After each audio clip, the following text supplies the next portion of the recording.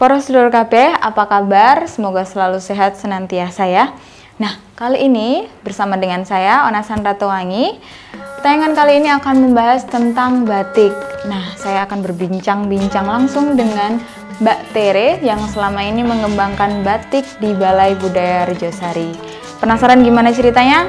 Ikutin terus. Balai Budaya Rejosari, Balai Budaya Rejosari, bersama mewujudkan peradaban kasih lewat seni dan budaya Nusantara. Selamat pagi Mbak Tere. Pagi. Iya, hari ini saya mau menanyakan beberapa hal untuk batiknya. Boleh diceritain dong alasan kenapa menyukai batik? Baik, jadi batik itu kayak sudah panggilan ya. Jadi orang mencintai batik atau seperti kata mbah saya bilang itu, batik itu memilih seseorang untuk mengerjakannya. Bukan kita yang memilih batik. Jadi itu sudah kayak roh gitu loh. Jadi mungkin karena dari turunan mbah-mbah saya itu kan mereka semua pengrajin batik, membuat batik sendiri juga seperti itu. Walaupun mereka pemulanya kan jadi tukang batik. Tukang batik itu bukan pengusaha, tapi bekerja pada orang pengusaha. Nah, kemudian dari jiwa seninya itu mungkin turun ke saya, seperti itu. Dan kebetulan saya memang jatuh cinta sama batik itu karena melihat batik itu kan seperti perjalanan hidup kita. Jadi kayak panggilan tersendiri. Jadi saya itu kayak melihat suatu kehidupan di dalam proses pembuatan batik. Jadi batik itu mendidik. Seperti kata mbah saya juga bilang, kalau batik itu kan dibalik kitab. Jadi kitab itu kan ajaran kebaikan. Nah, ajaran kebaikan sebelum adanya agama seperti itu, ditemukannya batik dulu, seperti itu kata mbah saya. Oh iya, baik, kalau misalnya menurut cerita Mbak Tere sendiri kan batik sudah jadi temurun-temurun di dalam keluarga ya. Nah, untuk batik di Mbak Tere sendiri, apakah ada makna tersendiri atau punya makna di balik ciptaan batiknya Mbak Tere gitu? Ya, jadi setiap motif-motif batik yang saya buat itu pasti punya cerita, punya cerita atau filosofi yang ada di dalam sebuah karya seni batik itu.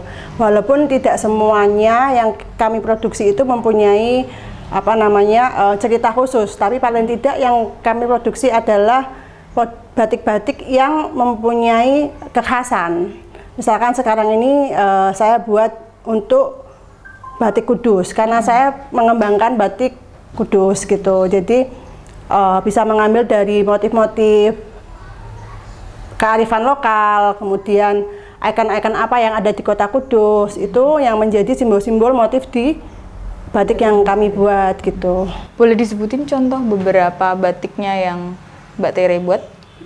Contoh batik Kudus yang saya buat untuk di Balai Budaya Rejosari, itu saya mengambil motif-motif Kudus seperti parijoto. Parijoto itu saya ambil sebagai tanahannya. Tanahan itu sebagai ini latar. Ya, ini latar, ini tanahan. Itu saya ambil parijoto. Parijoto itu kan buah wasiat Sunan Muria. Nah, kami coba kembangkan di latar. Kemudian ada beras kecer. Beras kecer itu peninggalan Cheng Ho waktu mendarat di Kudus itu berasnya itu kececeran. Jadi ini menurut ceritanya seperti itu ya. Jadi saya coba lambangkan di sini untuk nilai doa berkelimpahan gitu, seperti itu. Kemudian di sini ada daun tembakau. Daun tembakau itu karena Kudus itu kan dipenuhi dengan kotak kretek ya.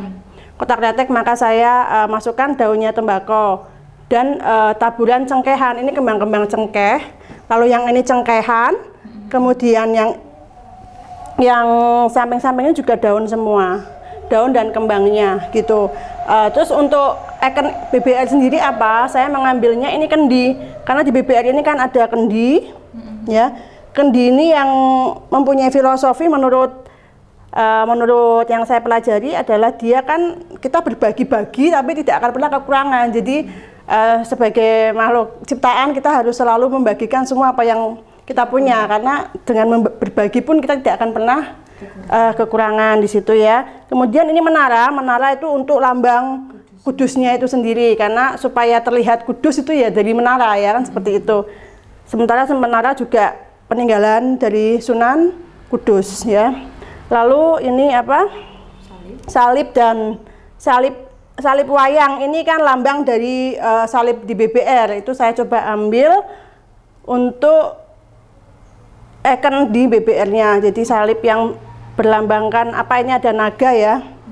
Naga sebagai lambang setan diinjak di sini ya. Ini apa maknanya, Romo yang tahu lah, lebih paham. Jadi ini ceritanya adalah BBR adalah tempat kita untuk saling berbagi dalam segala hal apapun itu untuk masyarakat di sekitar Balai Budaya Rejosari. Jadi kesimpulannya seperti itu untuk motif kain yang saya buat untuk BBR.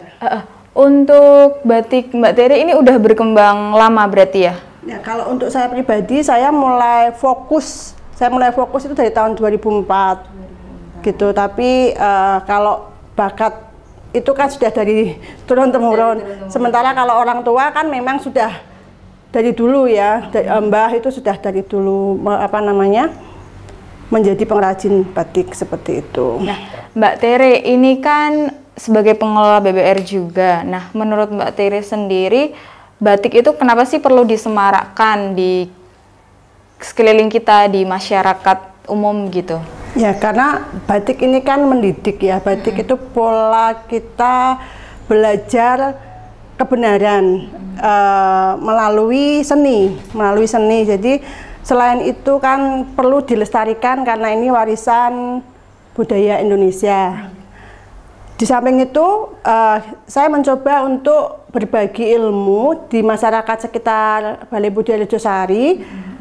Bagi mereka yang berkebutuhan untuk mendapatkan keterampilan, cocok dengan batik gitu, seperti itu. Maksudnya karena di sini kan motif-motifnya bisa diambil banyak sekali, berbagai macam pohon kan banyak.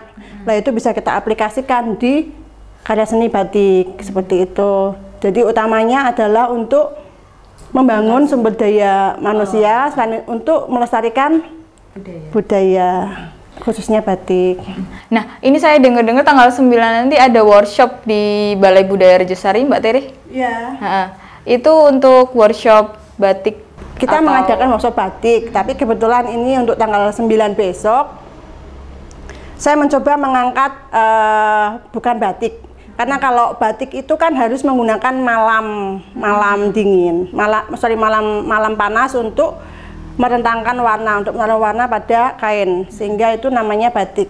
Tapi ini yang saya akan ajarkan itu menggunakan alam, daun-daunan untuk dijadikan sebuah karya seni kain juga, seperti itu. Oh, berarti bahan dasarnya dari daun begitu? Iya. Atau ada bahan lain selain kain, daun? kemudian daun-daunan yang ada di sekitar ini bisa kita manfaatkan untuk menjadi karya yang layak jual, sehingga masyarakat di sini bisa mempunyai keterampilan.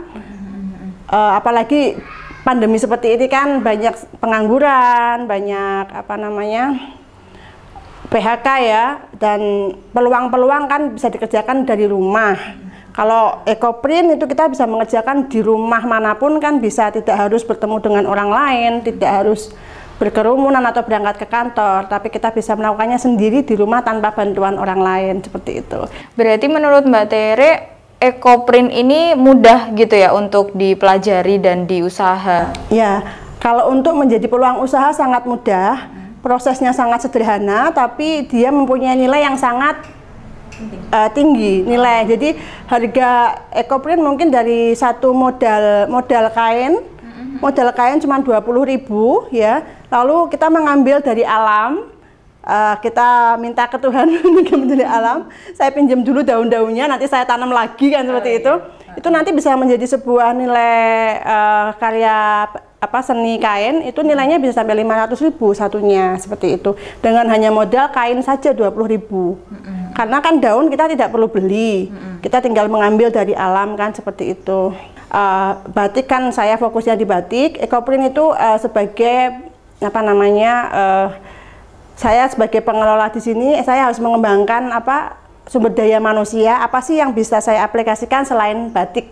Karena batik itu tim, jadi batik tim butuh tim yang banyak, mungkin orang agak malas untuk belajar, jadi saya coba untuk ekoprint itu sangat cepat dan hasilnya itu luar biasa juga karena itu seni.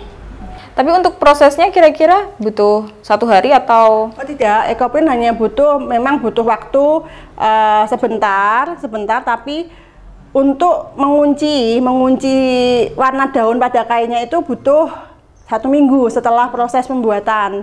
Begitu kita membuat ekoprint itu, lalu kita nanti harus mengunci supaya warna tidak luntur karena itu dari alam ya. Itu butuh waktu 1 minggu selanjutnya baru kita bisa mengunci kain itu lalu bisa digunakan seperti itu. Oke. Baiklah, Poros Dulur, ini untuk tanggal 9 Mbak Tere akan mengadakan workshop di Balai Rejosari. Untuk pesertanya? Ya, peserta kami utamakan untuk benar-benar orang yang butuh keterampilan untuk menunjang kehidupan keluarganya. Jadi terutama untuk di seputar daerah Rejosari sini.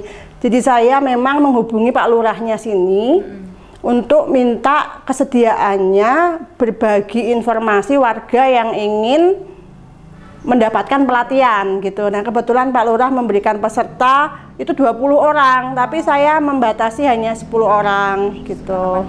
Ya, karena kan mengingat belum boleh berkerumun. Jadi besok itu peserta semua dari Rejosari, referensi dari Bapak Lurahnya namanya Pak Aris itu yang memberikan referensi kepada saya gitu. Poros sedulur KB, untuk tanggal 9 Agustus 2020 nanti Balai Budaya Rejosari akan mengadakan workshop ekoprint dengan batik Mbak Tere. Nah, kira-kira untuk protokolnya bagaimana sih Mbak? Ya, untuk protokol kesehatan, pertama selain dengan membatasi peserta 10 orang, kemudian nanti dalam pelaksanaannya kita juga harus menjaga jarak. Sebelum masuk kita mengecek suhunya dulu. Ya, kemudian ada cuci tangan yang sudah disediakan oleh Balai Budaya Rejosari. Lalu tidak lupa juga harus menggunakan masker. Karena temanya ini 17-an, jadi saya memberikan masker sebagai souvenir ya, dengan tema merah putih. Seperti ini maskernya. Coba kita pakai dulu. Ini untuk semua peserta disediakan Mbak Tere ya? Untuk semua peserta kami sediakan kelengkapannya untuk membuat dari bahan baku sampai nanti hasil jadinya pun kita berikan ke mereka untuk sebagai penghargaan sudah membuat karya gitu, seperti itu, sehingga menyemangati mereka untuk nantinya kemudian membuat. Nah, baik, untuk kira-kira masker yang besok akan dibagikan seperti ini. Poros Dulur KB, kita ketemu lagi di workshop ekoprint tanggal 9 Agustus 2020. Salam sehat, salam budaya Nusantara.